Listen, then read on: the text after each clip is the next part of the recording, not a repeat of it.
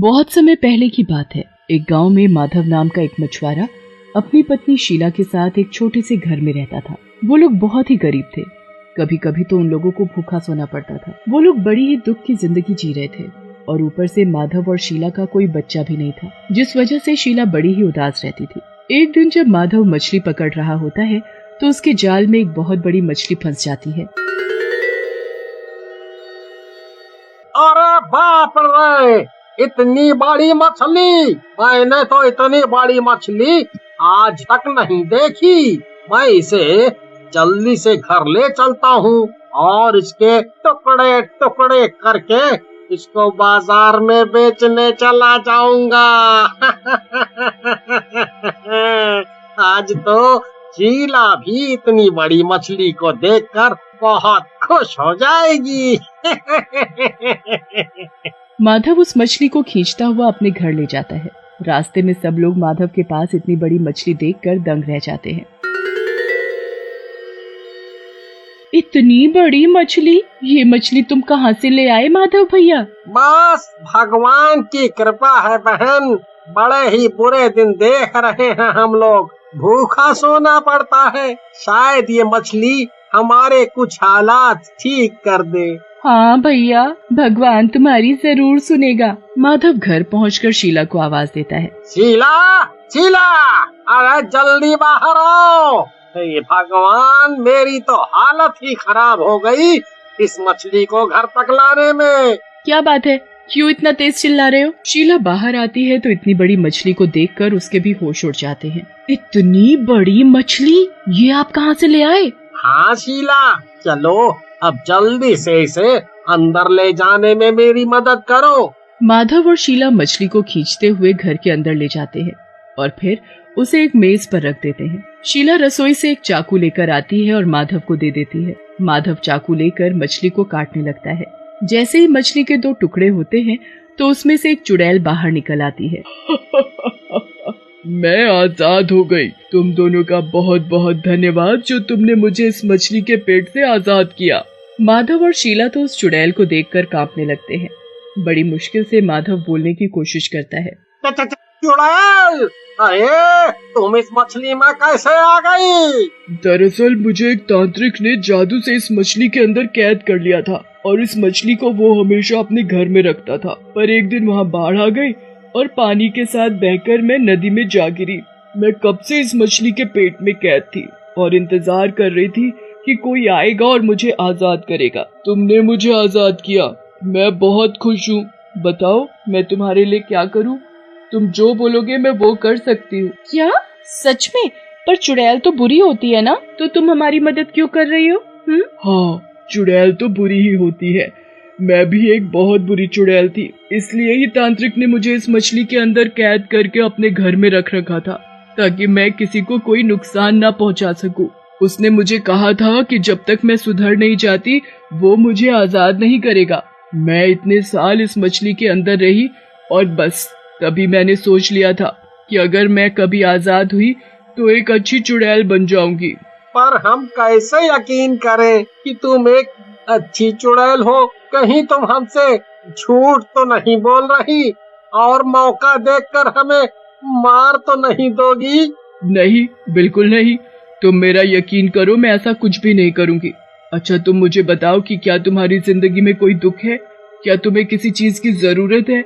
मैं अभी जादू से तुम्हारे लिए ला सकती हूँ। नहीं नहीं, हमें कुछ नहीं चाहिए, बस तुम यहाँ से चली जाओ, हम उसी में खुश हैं। हाँ सच में, और हम बहुत डरे हुए हैं, तो बस तुम यहाँ से चली जाओ, हमारे लिए वही काफी है। चुड़ैल माधव और शीला की बात मान जाती है और बाहर एक पेड़ के नीचे जाकर बैठ जाती है। चुड़ैल को इस बात का बड़ा दुख लगता है कि उन दोनों में से किसी ने उस पर यकीन नहीं किया। जब मैं बुरी थी तो लोग मुझसे डरते थे, आज मैं अच्छी बन गई तो कोई मुझ पर यकीन नहीं कर रहा।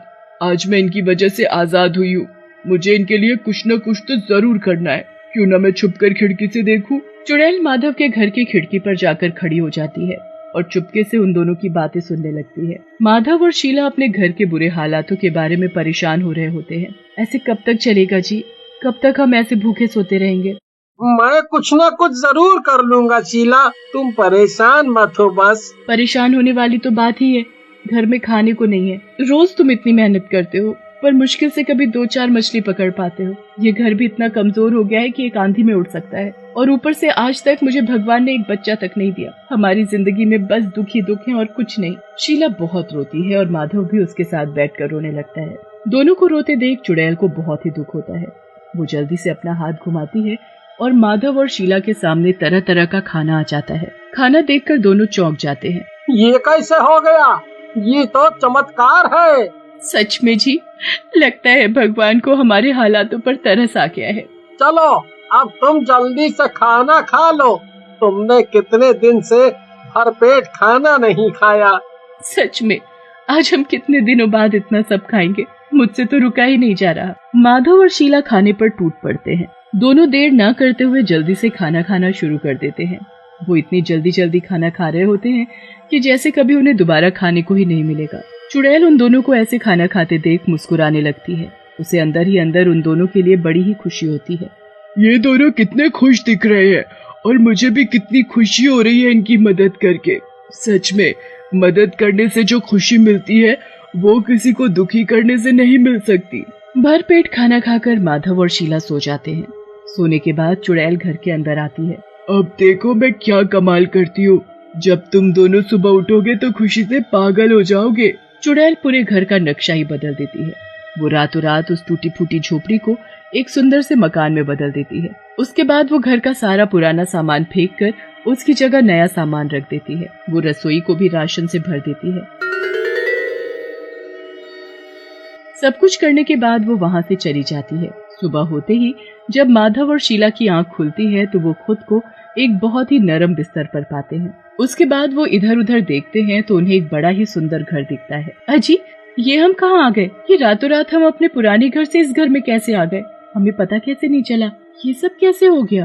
ये बात तो मुझे भी समझ नहीं आ रही, पर वो देखो उस दीवार पर तुम्हारी और मेरी फोटो टंगी हुई है। मुझे तो कुछ समझ नहीं आ रहा। चलो चल कर देखते हैं। माधव और शीला बाहर जाकर देखते हैं तो वो उनके घर के बाहर की जगह होती है। उसके बाद वो अपने घर की तरफ देखते हैं तो वो अभी भी बाहर से पहले की तरह टूटा फूटा होता है, पर जब वो अंदर जाते हैं तो उनका घर किसी महल से कम नहीं लग रहा होता। उसके बाद शीला देखती है कि पूरी रसोई राशन से भरी पड़ी होती है। मुझे तो कुछ समझ नहीं आ रहा कि ये सब कैसे हो गया। पहले वो रात को इतना सारा खाना और अब ये घर और रसोई में इतना सारा राशन। मुझे तो समझ ही नहीं आ रहा कि ये सब हमारे साथ क्या हो रहा है। पर जो भी हो रहा है वो बहुत ही अच्छा हो रहा है, तो हमें फिक्र करने की क्या जरूरत। तुम बस इस बात की खुशियाँ मनाओ कि हमारी जिंदगी बदल गई है। माधव उसके बाद मछली पकड़ने निकल पड़ता है। चुड़ैल भी माधव के पीछे पीछे चल पड़ती है। माधव नदी में घुसकर घंटों तक मछली पकड़ने की कोशिश करता है, पर उसके जाल में हमेशा की तरह 4-5 छोटी छोटी मछलियां ही फंस पाती हैं। माधव हमेशा की तरह निराश हो जाता है। चुड़ैल माधव को दूर से देख रही होती है। चुड़ैल को माधव के लिए बड़ा ही दुख होता है, इसलिए वो अपने जादू से माधव के जाल में ढेर सारी मछली फंसा देती है। माधव तो इतनी सारी मछलियां देख खुशी से पागल ही हो जाता है। वो सारी मछलियां बाजार में बेचकर घर पहुंचता है। जब वो शीला को सारी बात बताता है तो शीला भी खुशी से झूम उठती है। सब कुछ कितना अच्छा हो गया है। काश हमेशा सब कुछ ऐसा ही रहे और भगवान बस जल्दी से मुझे एक बच्चा और दे दे। चुड़ैल चुपके से उनकी बातें सुन रही होती है। इनको अभी तक समझ नहीं आया कि ये सब मैंने किया है। खैर, मुझे तो बस इनकी मदद करनी थी जो मैंने की, और मुझे उस बात की बड़ी खुशी है। अचानक माधव की नजर चुड़ैल पर जाती है। उसे अब समझ आ जाता है कि ये सब उसी चुड़ैल ने ही किया है। मैंने तुम्हें देख लिया है, इसलिए छिपने की जरूरत नहीं है, और मुझे समझ आ गया है कि ये सब तुमने किया है।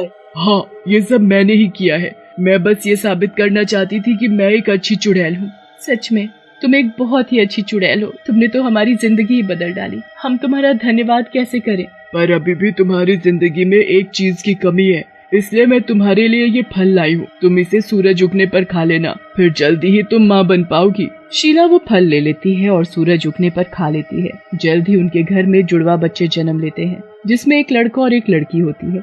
माधव और उसका परिवार खुशी खुशी रहने लगते हैं और वो चुड़ैल माधव की तरह बाकी लोगों की मदद करने के लिए चली जाती है।